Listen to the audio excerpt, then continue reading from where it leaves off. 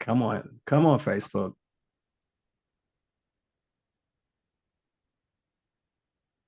We are hot mic right now,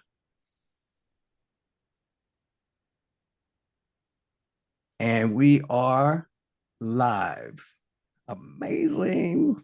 Okay, I might get feedback, so I'm going to have to close down right there and close down over here and open up right here. We're going to get right here. Good afternoon, everyone. Good evening over on the East Coast. This is Elevate Today with Chris Tompkins. I'm your host, Chris Tompkins, and today we have a special episode going on. It's called Love Talk Live. We've got three of the most amazing special guests you ever want to hear on the face of the planet. Y'all got to tune in. Got to tune in now. You know it's a recording, so you can always come back and see it. But if you go on live, you're going to get some goodies, right? It's Valentine's Day gift day, right? So here we go, and I'm going to start with the introductions. Now I'm going to be reading because these folks is like so got to like bios this long, you know what I mean? So bear with me. I'm not trying to like, do it the wrong way. I'm just trying to get it the right way. There we go. Let's see. Today, let me read my introduction. Let's get it right now. Welcome everyone to Love Talk. That's the name we're calling it. A special Valentine's Day podcast where we delve into the many dimensions of love and relationships through real personal stories. Thank you so much for tuning in. Today, as we celebrate love and connections that enrich our lives, let's open up this box a little bit more. We'll explore what it means to truly engage with one another, drawing from deep reflections on the human spirit. We'll examine not only the joyful aspects of love, but also the challenges and triumphs that accompany it. I'm thrilled to have you with us, along with our distinguished guest, as we share our experiences and insights. But before we dive in, let me introduce these three amazing people to you. Each brings a unique perspective on love and relationships, and they'll be sharing their personal stories and professional insights throughout our discussion. First we have is Michael Lyde. You can tell it's Michael, right? He's the guy up here, okay? It's just so everybody knows. And Michael is an organizational development consultant, speaker, and author of the upcoming book, Beyond Statements, Crafting Your Organizational Destiny Through Vision Narratives. He earned a doctorate in social psychology while studying human sexuality through evolutionary and psychological lenses. He shares advice on love, relationships, self-care, and sexuality with the world via his podcast, Sexual Healing with Dr. Pookie. Next, we have Danita Sajus. Now, Danita's the one that has all that painting in the background, that artwork in the background, just to let you know. And so meet Danita, a certified hypnotherapist, a rapid transformational therapy practitioner, and neurotransformational coach who helps entrepreneurs break through their limiting beliefs to scale their businesses. With over a decade of experience and a global reach of 30,000 plus people, she combines deep expertise in subconscious reprogramming with authentic, real talk coaching to create lasting transformation. As a native New Yorker who loves salsa dancing, beach days, and the perfect slice of pizza, Danita brings both warmth and straightforward guidance to her practice.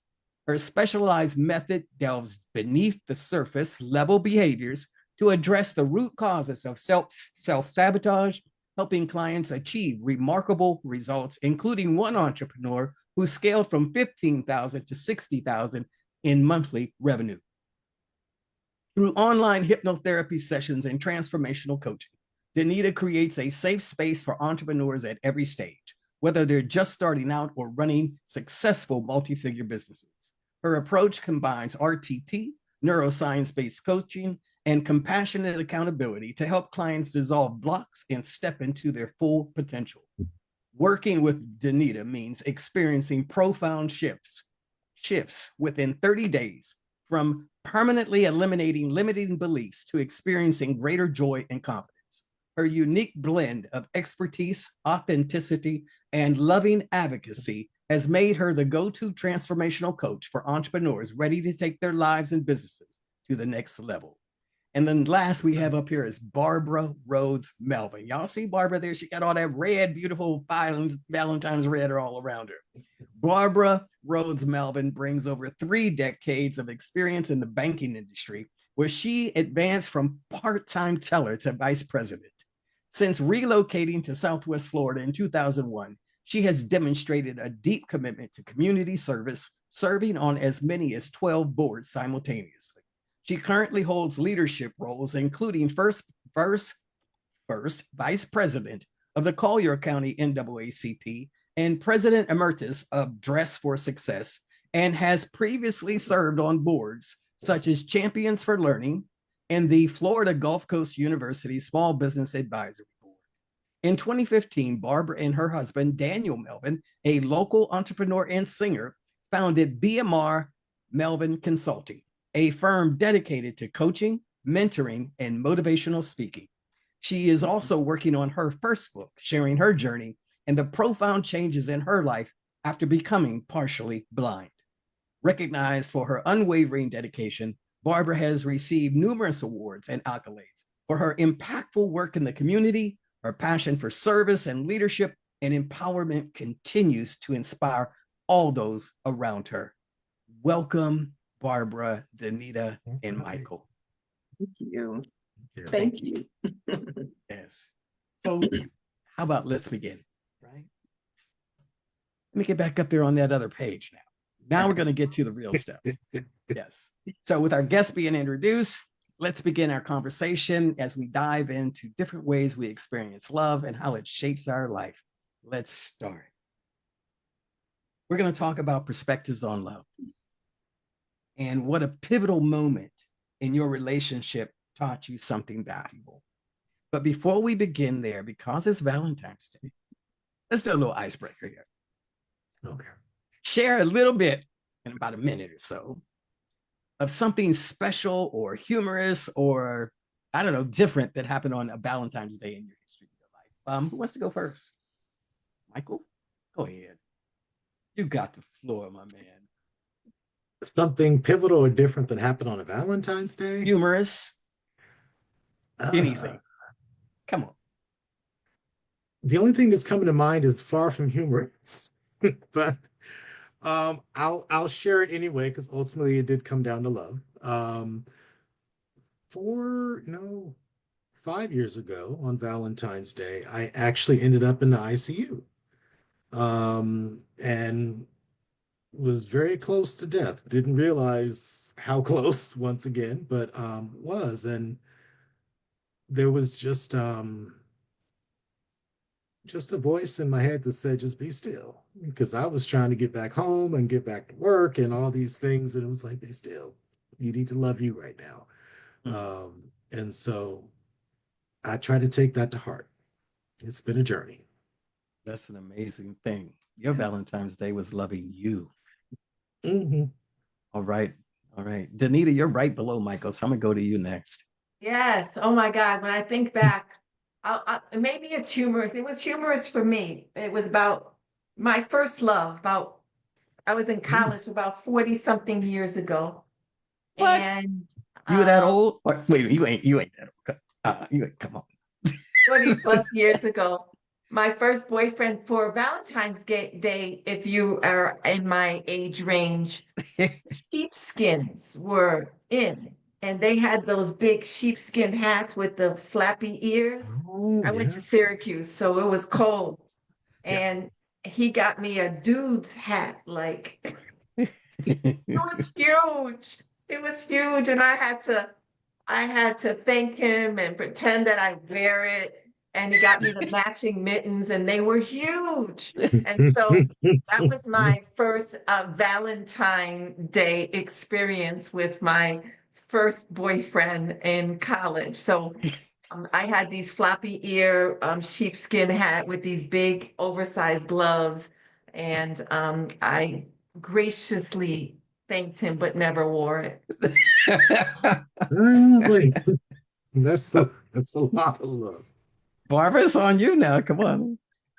That was a good one. Mine was almost the same. I came from Virginia and I went to Detroit. And my first experience with Valentine's Day, it snowed. Well, being from Virginia, whenever it snowed, if they call for snow, everything closes. So, I was calling the restaurant going like, oh my goodness, I guess, dinner's gonna be closed and we can't go anywhere because it's snowing. And the guy that owned the restaurant like, where are you from? And I'm like, I'm from Virginia. Don't you all close up the restaurants? I can't go outside. It's snowing. And he was like, no, we're gonna have, you can come on in. We will have your reservation here. And I got there and it was like, about 2 inches of snow. Well, I'm not used to that. I'm like, I cannot go outside in my heels with snow, on the ground. So my husband at that time was like, look, it's gonna be okay. It's just snow. So that was like my big thing with Detroit. Well, they got some dusting, but it just seemed like on Valentine's Day, it had more than ever. So, I'm like, this is what snow looks like. I probably won't stay here in Detroit, but I ended up staying there anyway. But that was like, welcome to, Detroit in February. Welcome. Okay, on Valentine's Day, On right? Valentine's Day. That's amazing. That's beautiful. That's beautiful. So let's get to that pivotal moment in your relationships that taught you something valuable. And we'll go back to you, Barbara. Sure, sure.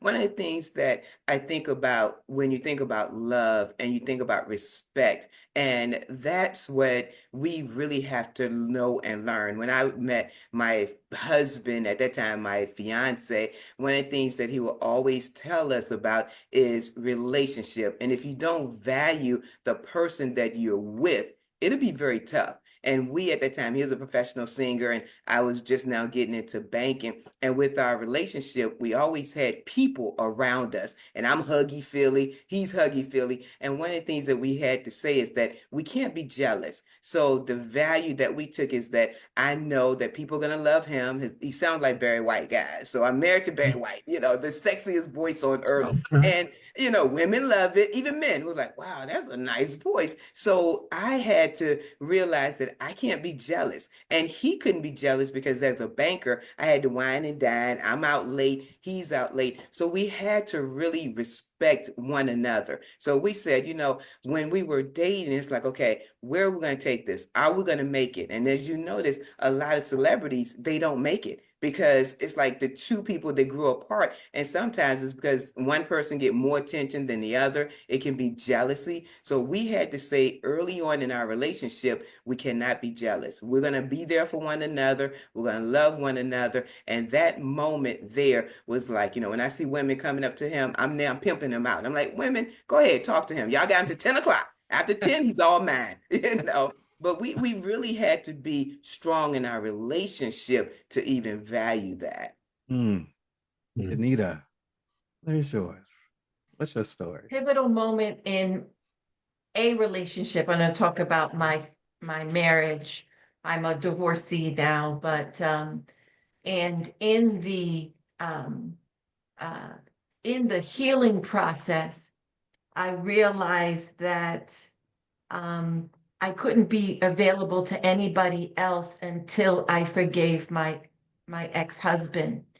And I didn't realize that forgiveness, true forgiveness, is when you can tell your story from stage and the person that hurt you the most can sit in the front row and you can keep their dignity intact. And when I finally found that level of forgiveness and, understanding his story, I always told my story as a victim, but never telling his story. He didn't pick his parents, his experiences. Now it makes sense. I was able to compassionately, emotionally, internally release him to be available to my partner today. And it took me, I have been divorced, I think, almost 20 years now, but it took me a while to realize the click of that pivotal moment of divorce. It was sudden. I packed up, I left, and not realizing that when I left, I still loved him, but I couldn't be with him. And I ran because I was afraid. I didn't know who this person was anymore. And then through the journey, knowing that I could forgive at a cellular level and hoping that he heals from whatever he needs to heal from. So that was a pivotal, peaceful awareness that I worked myself through. And I didn't know that I would achieve it in this lifetime. And so that was my pivotal moment of true forgiveness and compassion and praying that he's guided in the right place for his life and his Wow, story. that's a beautiful story too, Michael. Ooh, I promise I'm a generally happy person. I would say one of the most pivotal things I learned was actually right before a rather acrimonious breakup, I would say. I learned that love is just not enough. Um, it's there, love and desire will give you that inertia that will keep you attached to a person, when you're not consciously doing that work, so to speak. But at a certain point, things have to make sense and they have to fit.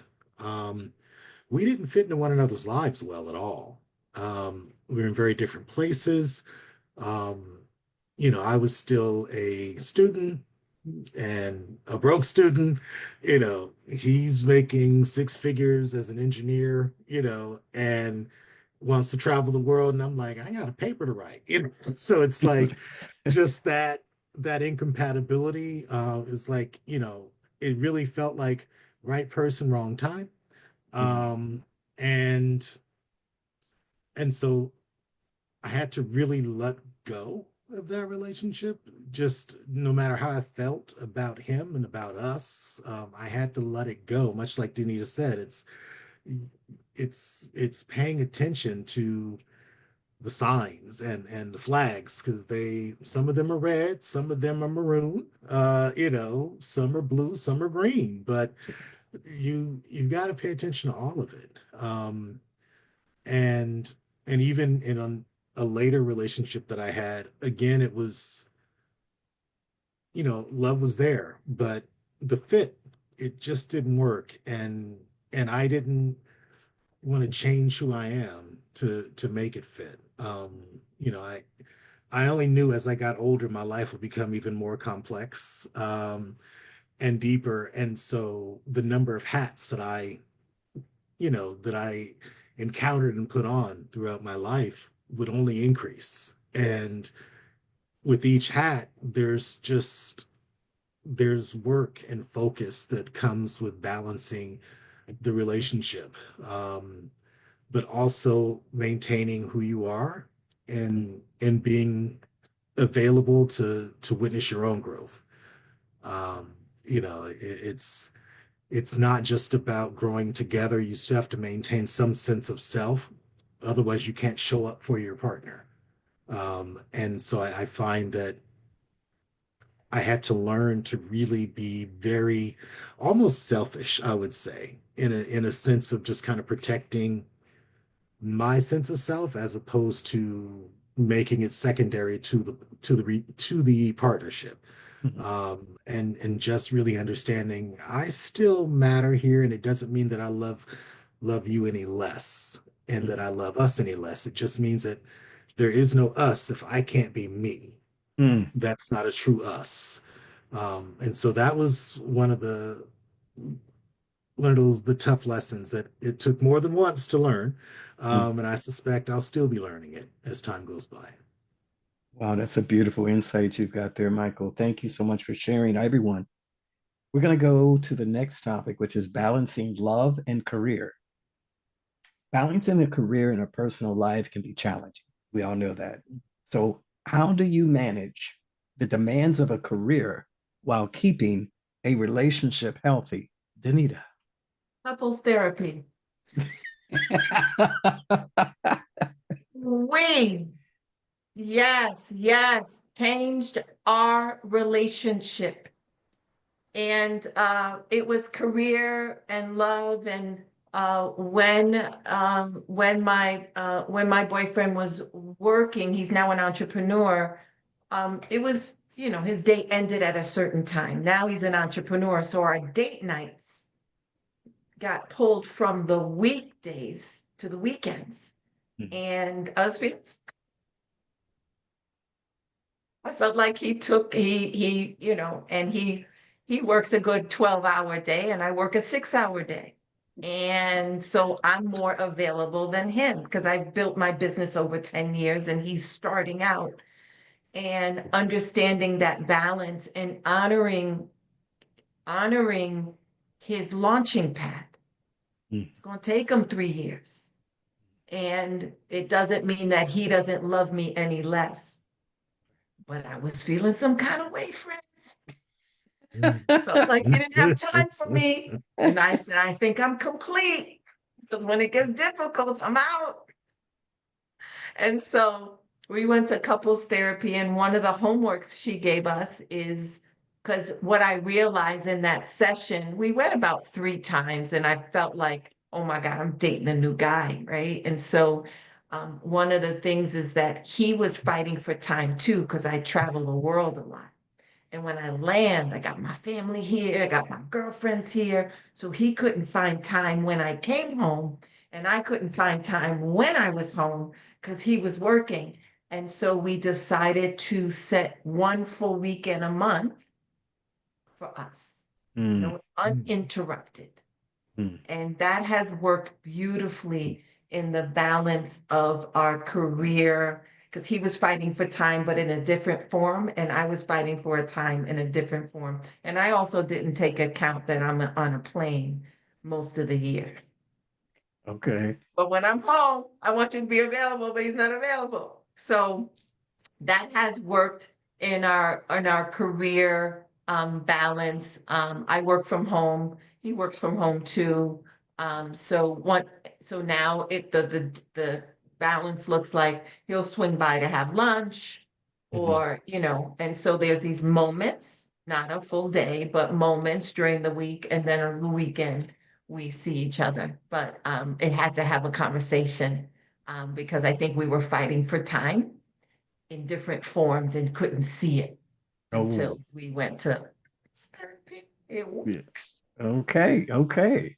Yeah. Barbara, you and Daniel have just recently, not too long ago, started your consulting business, but you've been in business before that. But let's go there. How do you guys work that?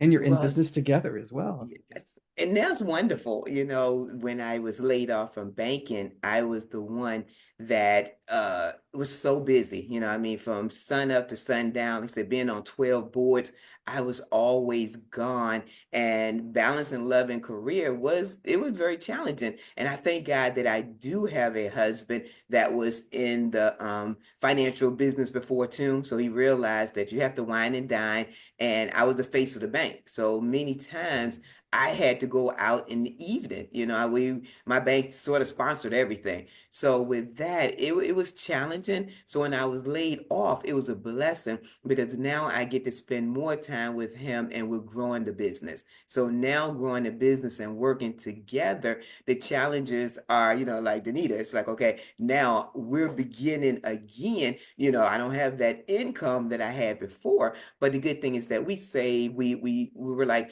we knew we wanted to do this. So now our careers are coming together and we're working more and more. So the challenge is, okay, now we're here all day, all night. It's like, okay. And now I see why people get divorced after 50 years. No, I'm kidding. But it's like eye-opening. But it really has been great because I've learned so much from him and he teaches me so much that I'm willing to listen. I am a student and I don't mind learning as much as I can. And it was very demanding in the beginning with our careers because, like I said, he worked at night being a singer. He would come in, 10 to 2, and there I am, coming in at 5 o'clock. So we didn't have a lot of time together, but we had to make things work. And we decided that one day a week, which was Sundays, was our day. We call it our me day. Well, we'll go to church in the morning, like 8 o'clock service or 9 o'clock, and then we go have breakfast, and then we go to the movies. So every Sunday we did the movies, and then we basically did dinner, and that was our routine. And we said we would not let anything come, between. I mean, some things would happen, but we knew that was our routine. And to this day, we still try to do that, and it works. It works. Okay, so Michael, I don't know what you're going to talk about, but I'm telling you what I'm noticing about these two amazing women here. They done figured out you better put some time aside with your partner and get that stuff together. Otherwise, you ain't Yeah, gonna have no relationship, right? And so, Michael, what did you do when you had to balance? Because I know you're a single man right now. So I'm not I trying to am. set you up. I'm putting it out there. I know you're a single man. Let's I go. am. Come on. Come on. Okay, so I've been an entrepreneur since 2001. So I've had a lot of time to, I've had relationships fall apart because I was just not available. Um, and there was always resentment around just time. And I actually get into therapy to get a better understanding of not only what quality time meant to me, but also what I wanted out of that time. So one of the things that I do is I'm very overt about designating and protecting that time. So, I'll have a conversation and I allow room for that to evolve in terms of, I'll just ask you, how do you want me to love you? How do you know when you're being loved? How do you know when you feel like you are the priority? And it was really, it took a lot for me to even get the nerve to ask those questions. And I've had some guys say, "Wow, I don't know," and they're just like, "You just went real deep on me," And I said, "Well, this is the work I've done, where I have been told I'm not available enough, or, I had one ex I was, working on the business, and I was also a professor. And so I, I gave the final exam, grabbed all that paperwork, put it in the backseat of the car, hot tailed it out to his house, for like the weekend. And I'm trying to give that extra time, by because I prefer to take care of all the work first and then be available exclusively, and he wasn't having that. So I'm trying to do this work, and he got music booming through the house, and I'm just looking like, so, and to me, I was angry about that. But I also, in talking with my therapist about it many years later, he's like, yeah, you were angry, but it really manifested as anger, but you felt disrespected and devalued. Um, and I realized in my writing group, I was introduced to this concept called the sonder, where we're acutely aware of all of the intricacies in our life and in our minds and why we make the decisions that we do, but we really simplify other people. And we're not aware of their reality is just as complex and as nuanced as ours is. And so he was like, if you don't know what's going on in our head, then you have to ask. And so me being, a psychologist and a consultant, I was like, well, let me get my key questions. So I just have my script. So, so I can get what I need, to show up in the ways that I need to show up. And so I just realized that definitely a lot of people that I've encountered have not really had the best answers or very clear answers. They've had to learn what those answers are. And I'm like, well, we can do therapy if you want. But I definitely recommend you give that some thought and let me know what's working for you, because ultimately you do have to let me know whether this is working for you or it's not working for you. And if we don't know why it's broken, it can't be fixed. And so that's how I've really tried to achieve that balance, by at least letting them know I see you and I understand that you have needs that you may not always communicate effectively.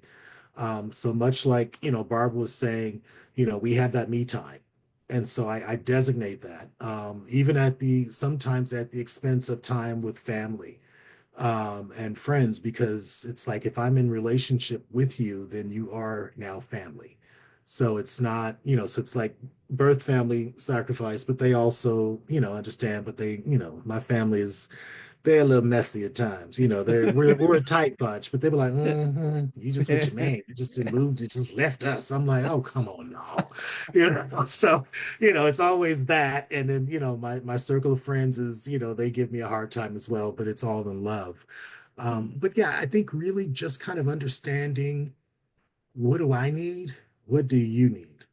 What do you want? What do I want?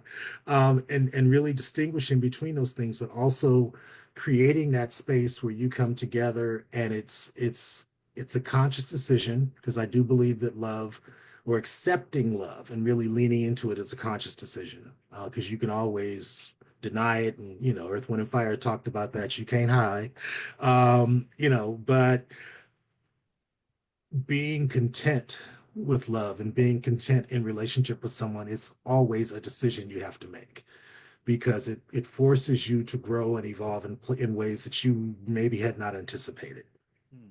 So I just try to stay open to that wonder, and treat it like, just like, a head of lettuce that I'm slowly peeling leaf after leaf away, and each leaf that gets peeled is tastier than the last.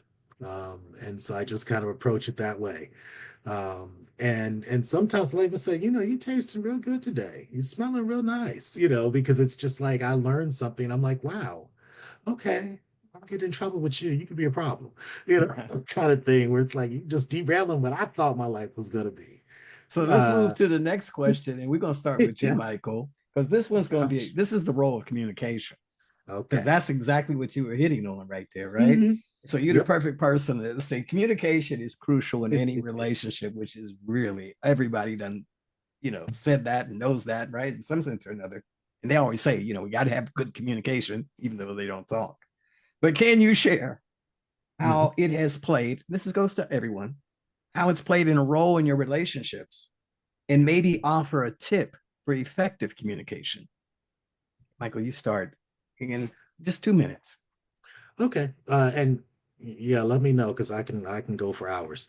Um, I would say you really do need to know yourself, um, to effectively communicate, because you need to understand what it is, who you are, what what drives you, what makes you afraid, what makes you feel comfortable.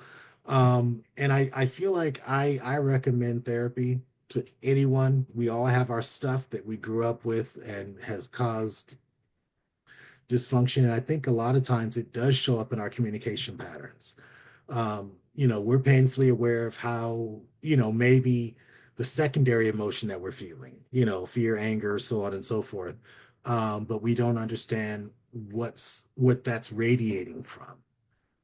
So one of the reasons I will kind of do my quote unquote interview, whenever I'm meeting a new person, I'll say we're in negotiations, because I'm trying to figure out, okay, well, I know I like what I see, but what else is going on there? Because eventually this is going to change. All this it might crack, it might fall, it's going to do stuff.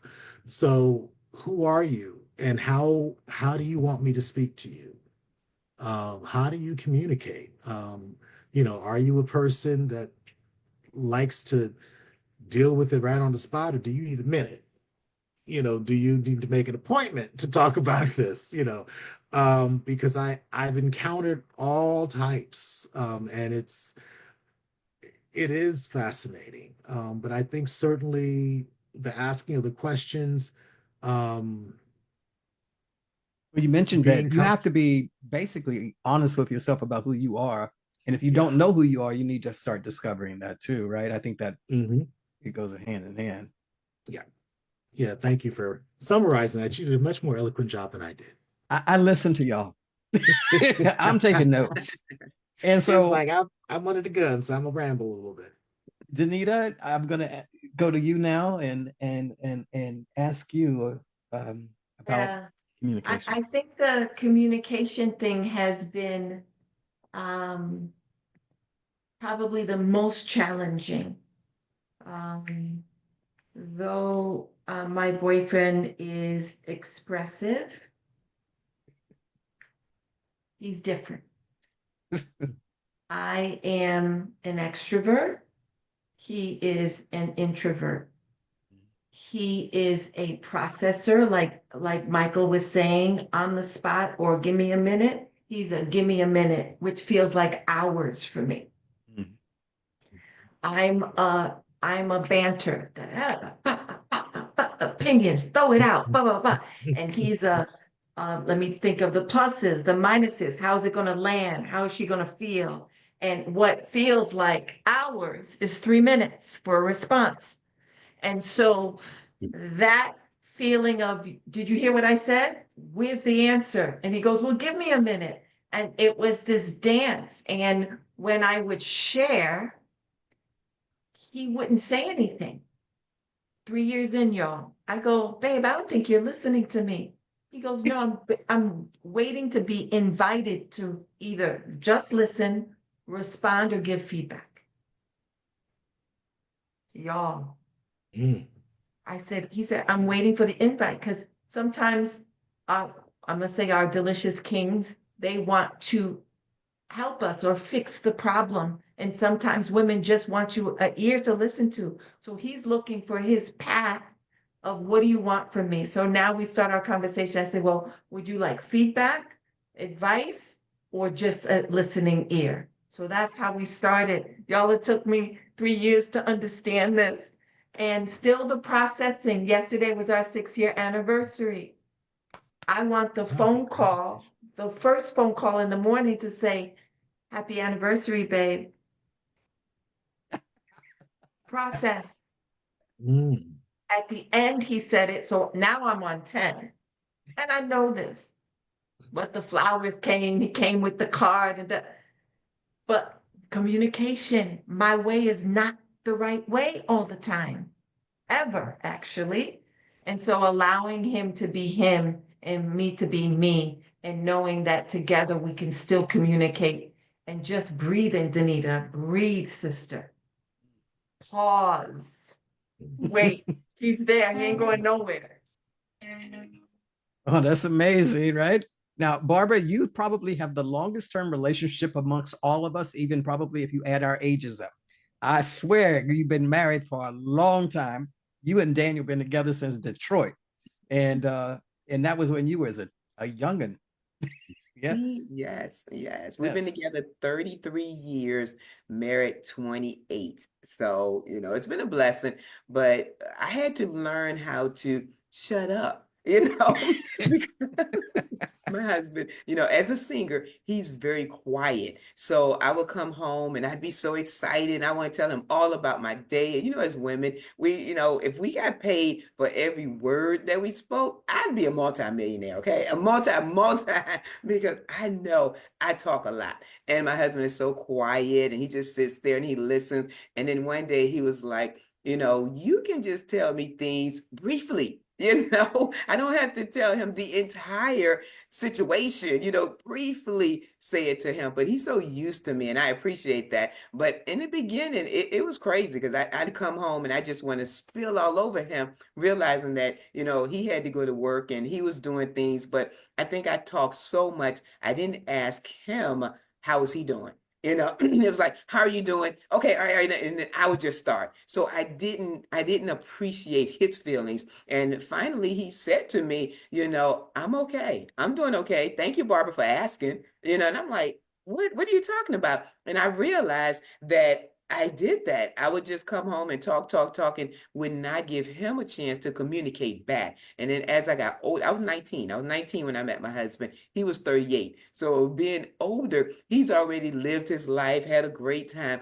I was just learning. So I was so excited to be in a relationship. I'm like, this is great. I just wanted to talk. But I realized that doing that, I had to stop. I had to stop and realize, how is his feeling? How is he doing? And I think that it really helped our relationship once he told me what he wanted. I used to wake up in the morning and go, where's your shirt? He said, what shirt? I said, the one that says, yes, dear. Because every time I said something, he would just go, yes, dear. Yes, dear. And then I realized he has a voice. I need to listen. So I started listening. That's beautiful. That's amazing. I'm not gonna comment on my life, y'all. I don't even. I'm just appreciating the. Let me say the insight and all of the beauty of what you're sharing, Michael. And I just want to chime in and, give us a little uh, thought to time to consider everything that's been said as well for our viewing audience. Because there's been a lot of golden nuggets shared through these conversations, through these questions from all of you. And I can tell you that there was a conversation that Michael and I had where when I was involved with someone quite deeply, I did not allow her to participate in the relationship.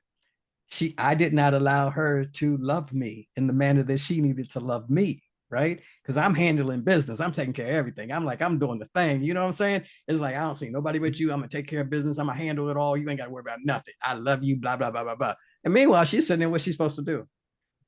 How's she participating in this relationship when I'm not even I'm not permitting her to participate in the relationship? And that caused a breakdown.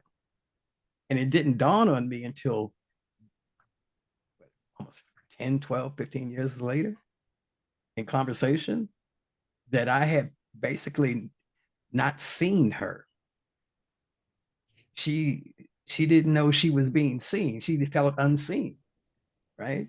And devalued. And so I didn't know it at the time. It was nothing personal. I was dealing with my own stuff and didn't even know my own stuff. So that getting to know who you are is so critical, I believe. And dealing with you, therapy is so critical. And when you have someone patient in your life, like Daniel is with you, Barbara, being that he was older and a little bit more experienced, he knew where to give in, but he also knew what he was holding on to too, the gold he had, right? So he wasn't gonna let you go, right? It was clear. Yeah, and you recognize that in return. But I'm just, kind of summarizing a little bit the value that you are bringing to this conversation right now is huge. And it's opening up, I'm sure, not only me, but others who might be listening in or may tune in later. And that brings us to our next question, because it's going to deal with challenges and triumphs. Every relationship faces its challenges, right? Could you share a tough moment in your relationship and how you overcame it? And we'll start with you, Danita.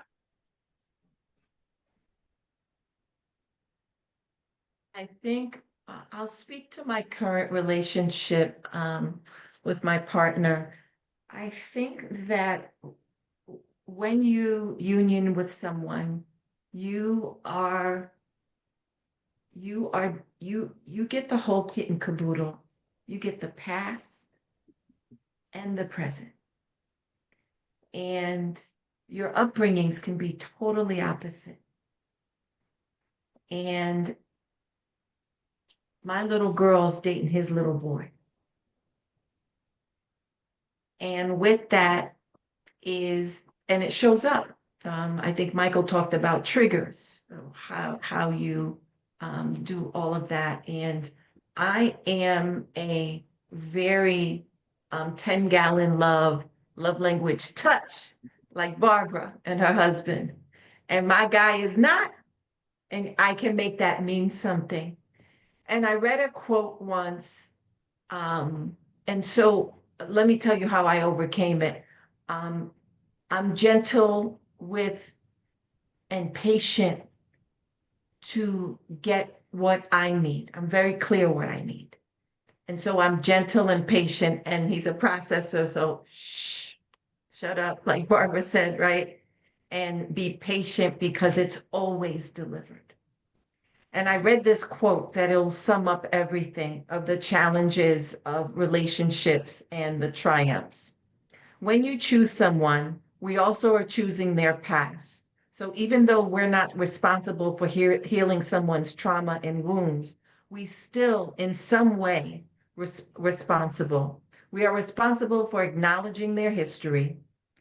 We are responsible for not being a continuation of the part of their past that has caused them suffering.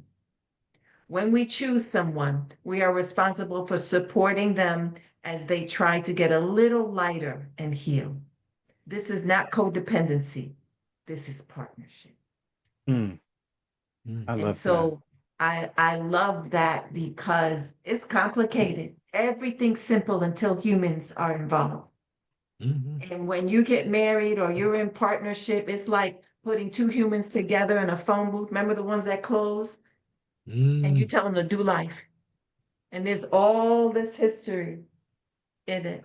So just being patient and seeing his little boy and him seeing my little girl, and then doing the dance of safety. Mm. And so a safe space is what we've created in our relationship, to be vulnerable and not let any repercussions to be said in that safe space. So That's beautiful. Barbara, I'm going to go back over to you now. Yes, yes. And to be married this long, well, let's face it, you've always had some type of challenge and triumph. And so did we. In Detroit, again, Daniel was like very famous. You know, he was singing in the Motown groups, he was traveling, and he was traveling so much and being away long hours and stuff. And it did take its toll to where I prayed to God and I said, Lord, I could feel us drifting apart. And it probably been, I Mm. think we've been married like 10 years, and I felt this drifting. And I said, as much as I love Detroit, I didn't want to be in there anymore. I'm like, okay, Lord, you got to take us away. I don't know where you're taking us. I don't know what you're going to do. But I prayed really on a Wednesday. On Friday, one of my former managers from Detroit had moved to Florida. And she said, you know what? There's an opening in Florida at the bank, and they're looking for someone. 35 people had applied for this position because everybody wanted to leave the north in February and come down south. I had never heard of Naples, never heard of Fort Myers. And when I prayed, I said, Lord, if we are going to stay together, we got to get out of Detroit. It was Daniel's hometown. I loved being there. I was there for 14 years, but I realized, I guess I outgrew it. And our relationship was on the brink of falling apart. And sure enough, that Friday, I got the phone call and, I got interviewed on the phone. I flew in and I told the lady, I said, you don't have to do a round trip ticket. Just make it one way because I'm staying. Because I know it was a divine intervention. It was like God saying, I'm going to take you away out of what he knew and out of what I love. He had to bring us to a foreign land. To me, Florida was a foreign land. We knew nobody here. It was truly a fresh start, something that we needed. And it helped our relationship to grow. He didn't have his family around. I didn't have friends that would, the naysayer, you don't need to be with him. And people saying you don't need to be with her. So we needed to get away and we need to grow together somewhere different. And Mm. being here was just a blessing. But we had to be open to that change as well, because some people would have been like, you know what, I'm staying, we're going to divorce, we're getting, we're done. And it was just 10 years in our relationship. And we had dated 6 years before, but it's like, hey, we had to get away. So God knew this was the place for us. We came here, we started over, and it's just been a blessing. So sometimes you got to be willing to walk away together. Because I said, I don't want to leave you, but I may have to. And he was like, no, you're not leaving me. We're doing this together. And we ended up coming Mhm. here together. And it Yes. was it was a challenge, but it's like, hey, this is where we need to be. And of course, if it didn't work, we could have always gone back. But I knew when God puts stuff in your place, it's going to work out. It was meant to be. And we've been here now for 24 years. Oh, So wow. it works. There you go. There you go. Michael, there you go. Ooh. I would say being in a relationship reintroduced me to my inner child. And all of, well, I won't say all of his traumas, but many of his traumas. My childhood was very colorful. Memoir coming at some point because there's a lot to cover. But I had to realize that it's not up to this other person to fix me, to complete me. They are, they have their own stuff. I have my stuff, and then we have our stuff. And I didn't realize how triggering being in relationship or being in love with someone was until it just popped off, and that, suddenly this introverted Scorpio was ready to torch, just torch everything in my wake. And so I really had to do a lot of that self-discovery work. Like right now I'm doing shadow work, which is interesting to say the least, but I just feel like there's always something um, to be explored. And just understanding that, my first instinct was to run when I got triggered. Mm. I used to joke with a friend of mine. I'd always accuse her, uh, kicking her stilettos off and putting on her track shoes. Because the first sign of trouble, she was ready to go. And I was like, girl, put them shoes down. And then I realized I had my own pair of track shoes. Mm. I wouldn't even attempt to do a stiletto, but that's just I'm a little too big for that. It's just not gonna work. But I realized that you're always, love is vulnerability, and you're always going to be open, and you've got to keep yourself open to the pain and the disappointment, because on the other side of that is the joy and the Mm. happiness and the satisfaction. Mm. So there's just a lot, as you know, in the coffee house, Yes. for hours. There's so much more. But yeah, just being introduced to the part of me that was kind of wounded and needed to heal. Mm. So Mm. that was one of the biggest challenges I've had. Wow. Yeah. Advice on love is our next topic. So we're wrapping up now, right? And so as we wrap up, I'd love for each of you to share one piece of advice for maintaining a strong, loving relationship. And Michael, let's start with you. Ooh. Well, the easy answer would possibly be to just get Luther Vandross's catalog and, put that on rotation. But I would say know yourself, speak your truth. Um, that would be the best advice I could give. Yeah.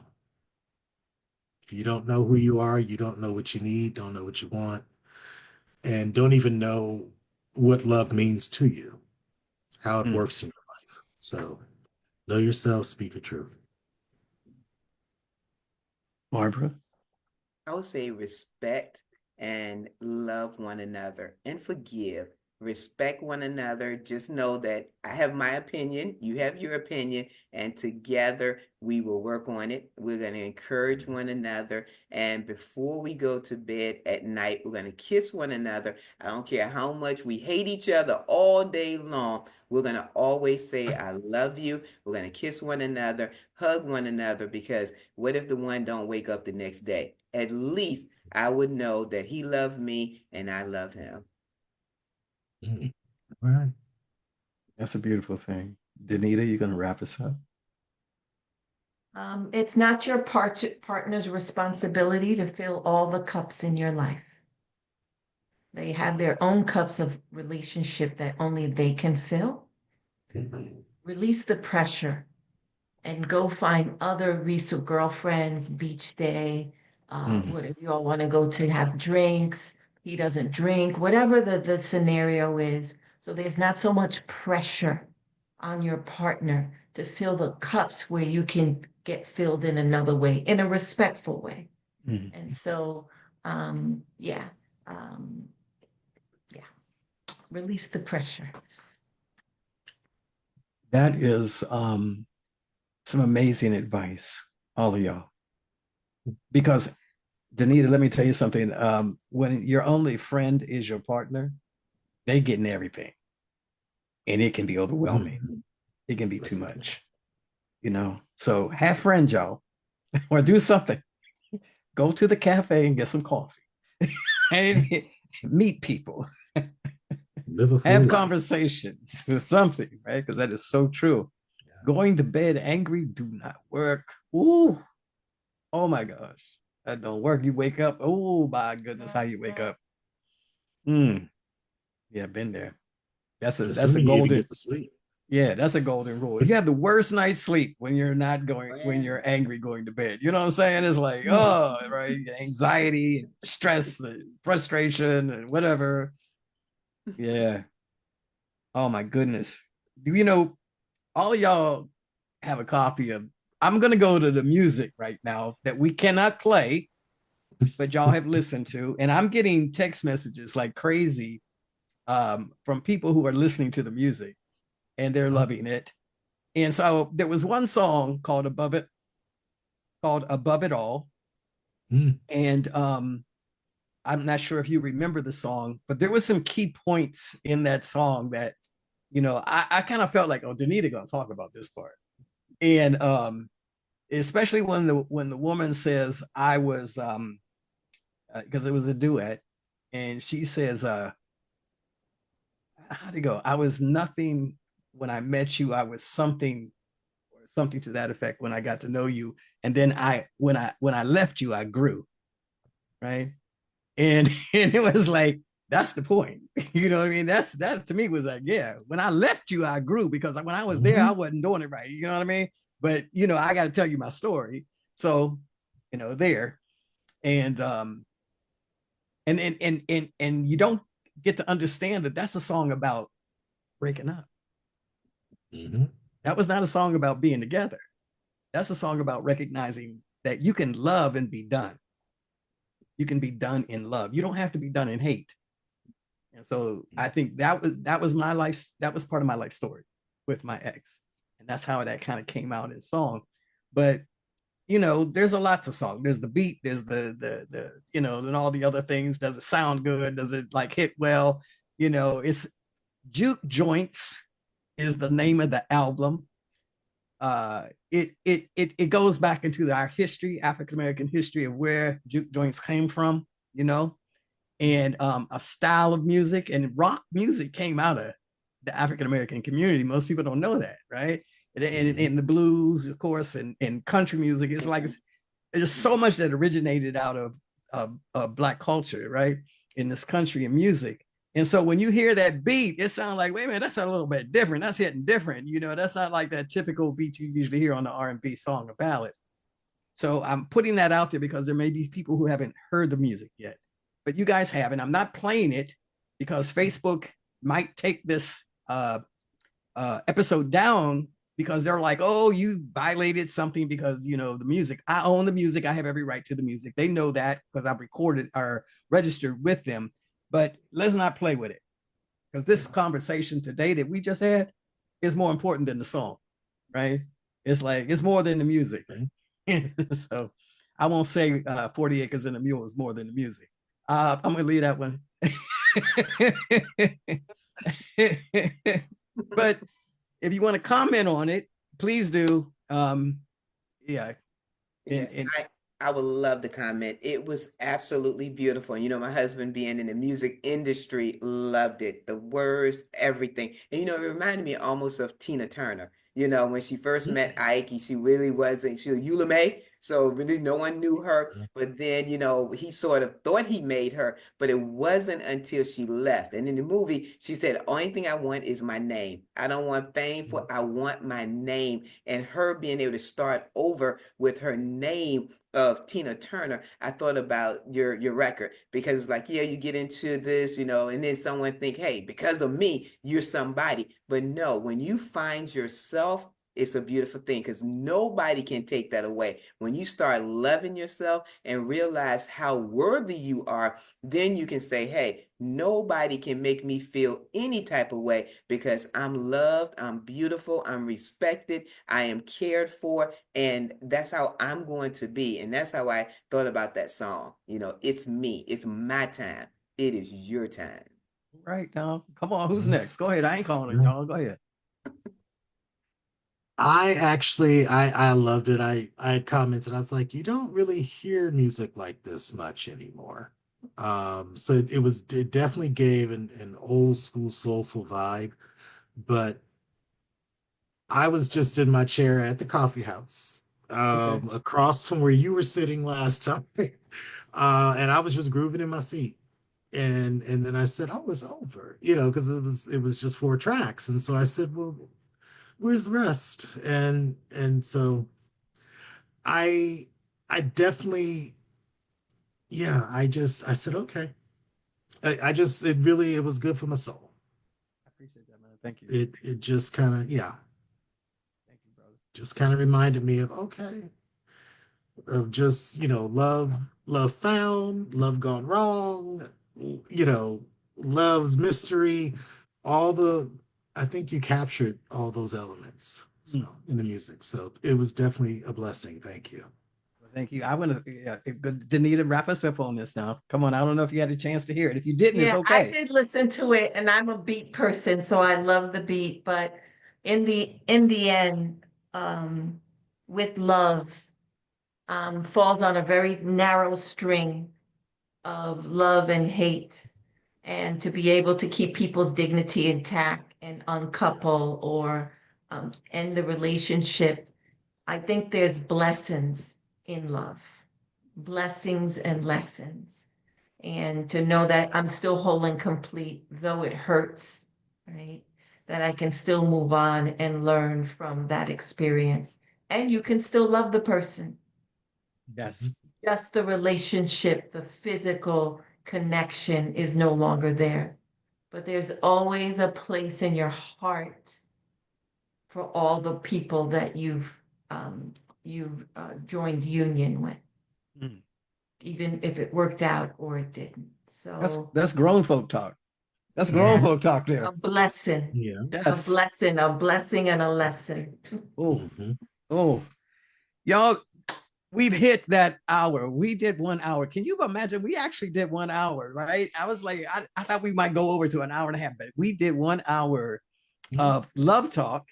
I would, we might keep doing love talk here. I don't know. I'm like loving love talk, right? I don't know how we do it next time, but maybe once a month we'll hit on the love talk. But I want to thank you all for joining in today. Michael, Danita, Barbara, you have been amazing in your contribution in your life and your relationship with me. Thank you so much for that. I love all of y'all. Michael, I want to see you at the cafe on Saturday. It's my last day. If you're gonna be there, let's do that. Oh, it's Brother. okay. That's right. We're gonna be I'll at try to get the there. art exhibition on Saturday at the cafe. Yeah, sell Okay. that art. Sell that art, right? And we got some, Mhm. I got some original pieces. So we want to be talking to you about some, like maybe going to the next location. But Danita, you are the transformational queen that I am, that I know. And Barbara, you are the foundation. You are like the foundation. And I truly appreciate our friendship and Thank you. everything that you do in Florida and around the country. And man, people they need to open their door more to you, just like, you know what I'm saying, because you move with love, period. It's always there. And what a great day Valentine's Day is tomorrow, and what this is our pre-Valentine's Day Elevate Today podcast. It is filled with love. It is filled with insight and compassion. Thank you all for joining. And until we all see each other and talk to each other again, y'all, let's elevate and ciao. That's right. Love you guys.